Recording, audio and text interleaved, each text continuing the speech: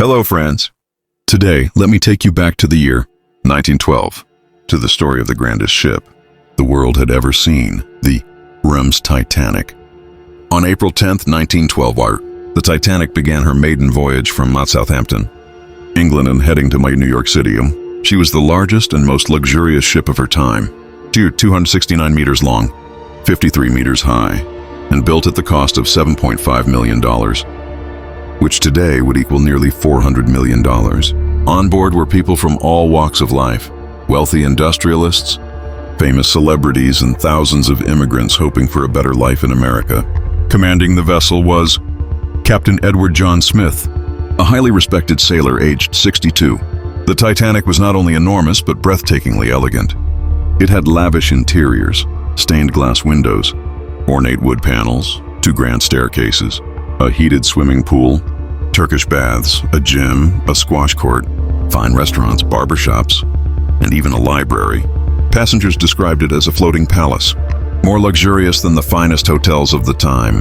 But above all, the Titanic was believed to be unsinkable. Its double-bottom hull and on 16 watertight compartments gave confidence to both builders and passengers alike. The White Star Line even advertised it as a ship that could never sink. Yet just 2 days into the journey, warnings of danger began. On April 12th and again on April 14th, the crew received repeated iceberg alerts. In total, 7 warnings arrived.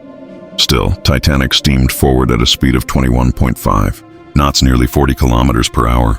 The captain did not slow down. That night, the ocean was calm and eerily dark.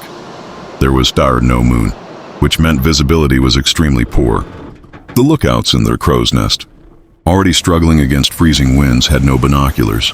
At 11:39 p.m., lookout Frederick Fleet suddenly spotted a massive iceberg looming directly ahead. He rang the bell 3 times and phoned the bridge. "Iceberg, right ahead!" First Officer Murdoch ordered a sharp turn and reversed the engines. But it was too late. At 11:40 p.m., the Titanic's starboard side scraped violently against the iceberg. The collision lasted barely 10 seconds, but it was fatal. 6 of the watertight compartments were torn open. The Unsinkable ship was mortally wounded. Captain Smith and shipbuilder Thomas Andrews quickly assessed the damage. Their conclusion was devastating. The Titanic would not stay afloat. Within hours, she would be gone. At 12 a.m., distress signals were sent. Radio operator Jack Phillips tirelessly tapped out SOS calls, and at last the RMS Carpathia, 107 kilometers away, responded. But even at full speed, it would take more than 3 hours to arrive. Meanwhile, the nearby SS Californian, only 37 kilometers away, ignored the distress rockets, mistaking them for party fireworks. Its radio had been switched off for the night. On board Titanic, lifeboats were prepared. Protocol dictated, women and children first. But many passengers still refused to leave. They trusted the myth of an unsinkable ship. As a result, the first lifeboats left half empty. One carried only 28 people, though it could hold 65. As the bow sank deeper, panic spread. By our ram, the ship was tilting sharply. Families were torn apart. Men forced to stay behind while wives and children were lowered away. Some people fought for seats, while others prayed or quietly accepted their fate. At 2:05 a.m., the last lifeboat was lowered. Over 1,500 people remained trapped on board. The band continued to play hymns, their music echoing across the cold night. Witnesses later described it as both comforting and heartbreaking. By 2:20 a.m., the Titanic split into 2 massive sections.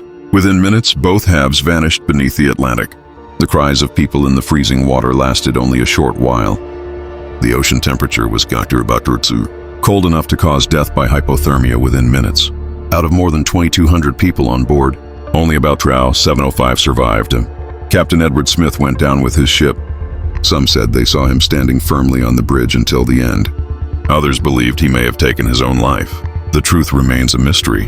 When the Carpathia finally arrived around 3:30 a.m., it found only lifeboats and floating debris. The survivors were pulled aboard, but for the rest, it was too late. The world was left in shock. Investigations soon followed. They revealed that Titanic had far too few lifeboats. A drill had been canceled on the day of the disaster. Warnings were ignored and speed was recklessly maintained. Blame was shared among many, from Captain Smith to helmsman Robert Hitchens, who reportedly turned the wheel the wrong way at first. to White Star Line executive J. Bruce Ismay, who allegedly pressured the captain to maintain speed for glory and record-breaking headlines. But from this tragedy came change. The world learned hard lessons. In 1914, the International Convention for the Safety of Life at Sea, SOLAS, was created. From then on, ships had to carry enough lifeboats for all passengers, conduct regular drills, and maintain round-the-clock radio watch. The International Ice Patrol was also formed to track dangerous icebergs. Decades later, the Titanic's wreck was finally discovered. In September 1985, ocean explorer Robert Ballard and men of French team found the remains of the great ship, lying nearly 3.8 kilometers beneath the sea, broken into two sections. Today, the wreck is slowly being eaten away by bacteria, and scientists believe that by 2030, almost nothing will be left. Even so, the Titanic has never faded from memory. More than a century later, its story still captures the imagination of millions, a tragic reminder of human pride, nature's power, and the cost of ignoring warnings. The Titanic was meant to be unsinkable, but in the cold waters of the Atlantic, the world learned otherwise.